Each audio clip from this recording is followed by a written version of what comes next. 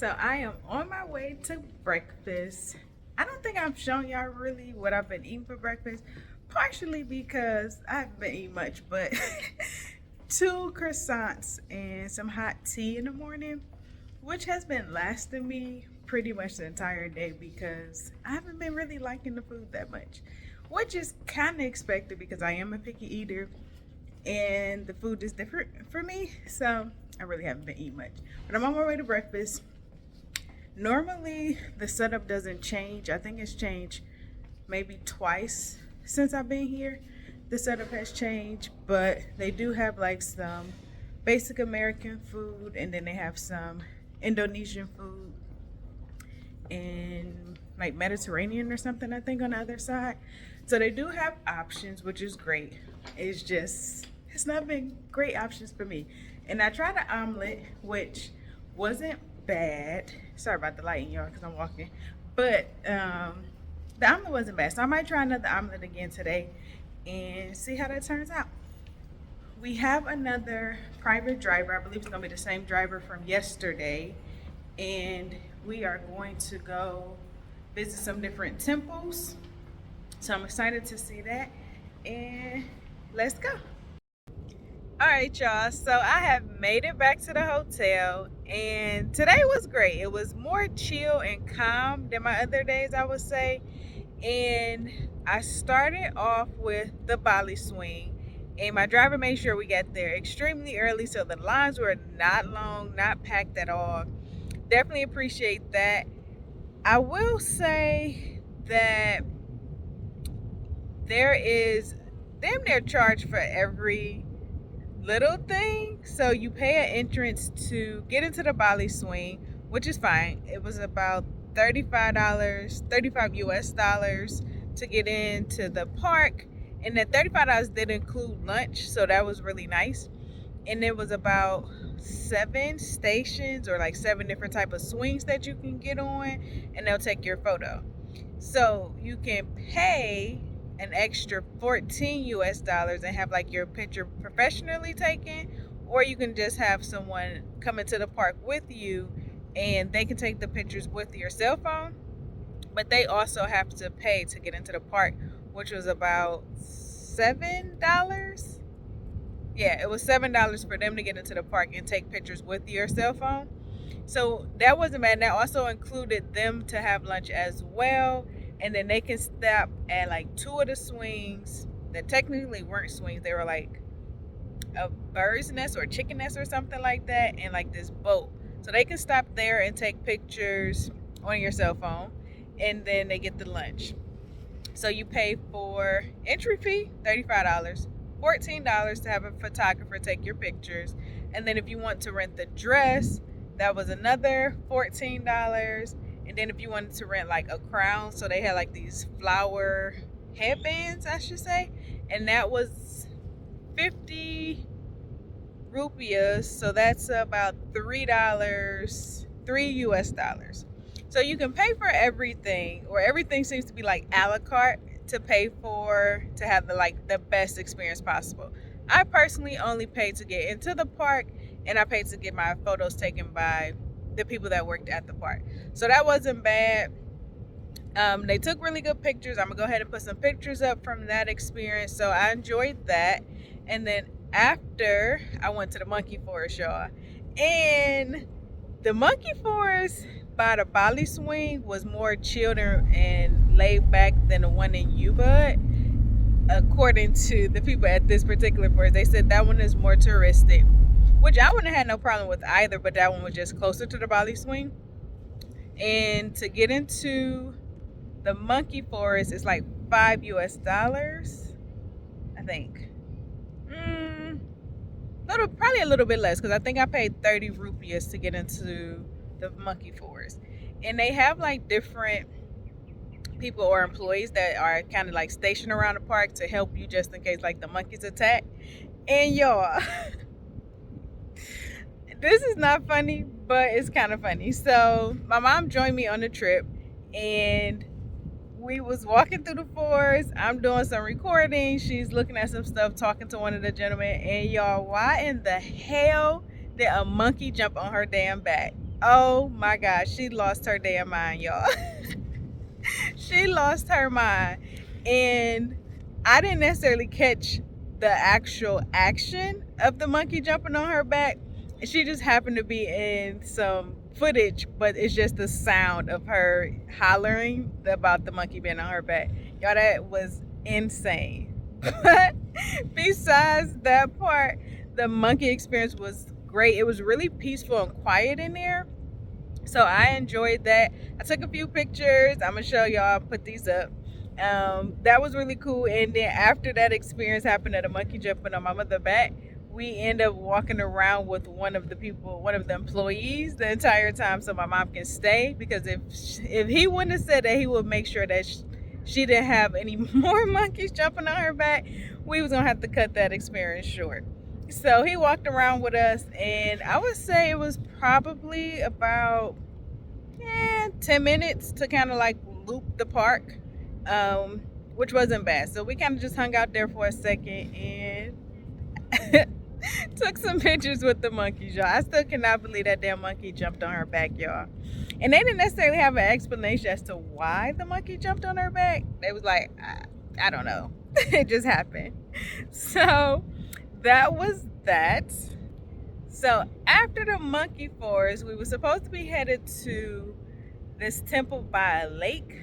I'm gonna put the name up because I honestly forgot the name of the temple. Drove up there, and I was very much unaware that you had to pay to get into all of the different temples that was on my itinerary that the hotel set up for me. And so since he didn't tell me I had to pay or how much, I didn't have enough money to pay for all of the temples. So I was like, dang, let's make a pimp decision here. And granted, I have money here, but I just don't take all of the cash that I might have exchanged with me, because I think that's crazy. Like if something do happen, and let's say I get robbed or something, I don't want them to take all my money. So I leave some of the money in the safe here at the hotel, and then the rest I take out with me on the assumption of how much money I'm gonna spend while I'm out. So I didn't have enough for all 3 temples. So to keep it on the safe side, I paid for one temple. I was able to experience that.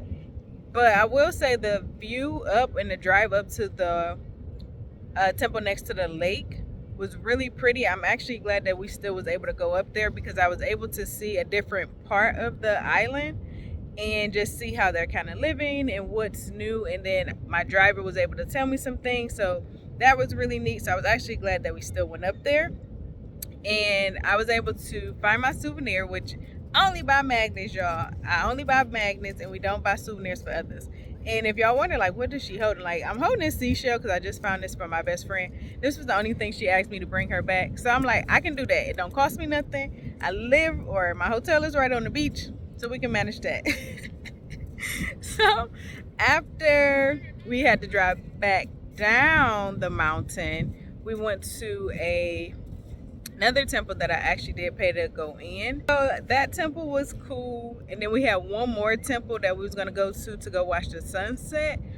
But like I said, I didn't want to chance it with cash and not knowing how much it was gonna actually cost me until I got over there. So I didn't want to take the drive, because everything is kind of far from my hotel. Like I probably was 3 hours at the furthest away from my hotel at one point of the day. And once we left the last temple, I would say it probably took us 2 hours to get back over here. So I didn't want to chance it and not have enough money, because I did spend money shopping. And so I was just like, let's not, because that would be terrible. So finished the temple experience. It was pretty cool. It cost 30,000 rupees to get in here, which is probably equivalent to about $2 or so US, 225, 250, something like that. It was a really nice space. I don't necessarily know what I should have expected. I think it would have been better for me if I had like an actual tour guide to tell me the things that I was seeing, what I was hearing, what I was learning about, because they did have this theater that told you some more information. So I think it would have been better if I had an actual tour guide. Other than that, it was cool because I didn't know what it was going to be. So I enjoyed it. If you don't have on like a long skirt, I want to say probably at least covering your knees, they will give you like this skirt to wrap around you. I've seen those on the men and the women. They're probably called something that I don't know the name of, so I don't want to be disrespectful of the religion, but they look like skirts to me. And like I said, it's to cover up at least below the knees, because I did see men whose shorts were higher than their knees and they made them wear it. But I have on a maxi dress and they did not make me take one, so that's why I think that that happened. Other than that, it was pretty cool, real quiet, peaceful place. So I would recommend it if this is something that you're interested in. And like I said, maybe have an actual tour guide to tell you additional information. So now I'm just hanging out at the beach. It's not really pretty because it's low tide right now. Like, look, y'all, all the water is gone. It's out at sea. Now in the morning, the water is definitely, I would say, you see where those buoys at? I know for sure the water comes up that high in the morning, because I watch the sunrise and I see it's up. And clearly it must come up this high too in the morning, because as you can see, it is like water running. But yeah, it's kind of extremely low tide. But the day has been great. I am going to go freshen up, get changed, and find dinner. Gorgeous people, my Bali vacation is coming to an end here, and I'm getting ready to go downstairs and go have breakfast, just so I can kind of fill up, because I probably won't eat on the return flights either. So I'm going to do that, and then when I check out, I'm going to settle my bill with the rupees that I have, and then whatever balance is left, then they'll just add it to the credit card. And I'm doing that because I don't want to have to go into the airport and do the whole exchange again to turn it back into US dollars. Who wants to pay a fee if I can just use that money to pay off any of the dinners that I put onto my room and just give them the money right back and don't have to worry about a fee? So I think that's the best choice to make. Like, if you all go to another country, have any additional money left over, I would say go ahead and pay like your hotel stay with the money that you have left instead of exchanging it back.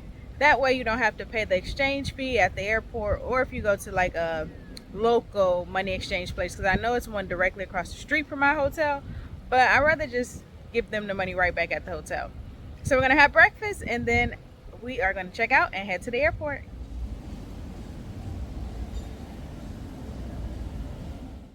So we have made it into the airport. I would say airport security is relatively easy. One thing though, when we got out the car, somebody came to help us with our bags, and they had like the whole cart so they can push it around for you and all of that stuff. But they did not tell us that they were going to charge us. So when we get to the check-in, it's more so probably thinking about America and you just, give a tip. But these people had like actual fee, like the porters that transport your stuff around. They wanted an actual fee. Unfortunately for him, we did not have the fee amount that he was asking for, so we just gave them the remainder of the money that we had. And I think he was pretty pissed. So sorry to that man, but we didn't have it, nor did we know. If I knew, we wouldn't have used them. So before we actually got to the check-in counter, there was a security where they scanned your bags, so you had to put all your bags on the conveyor belt. They searched them, and then we picked up our bags and then went to check in. After we checked in, the next step was to go through like what we would consider TSA, where you stand in line, they check your carry-on luggage and stuff like that. So we did that part first, and then we went to, I would probably consider more so like customs, where they actually check your passport and your boarding pass. So it was essentially like 3 security checks, y'all, and then you actually was in the airport and free to roam. And they do have plenty of restaurants and like souvenir stores, so plenty of options to walk around and just hang out. Because I'm here not extremely early, it's probably around like 11 11 or so before The plane get ready to take off. So my flight leaves at like 1:05, I think. So we just here hanging out in the airport in my lovely hotel, y'all. Y'all know I've been eating croissants for breakfast, right? So they gave me some croissants to go. Greatly appreciate the Conrad. Lovely hotel. I would highly suggest staying at that hotel. Damn near like 5 stars. I think it is 5 stars.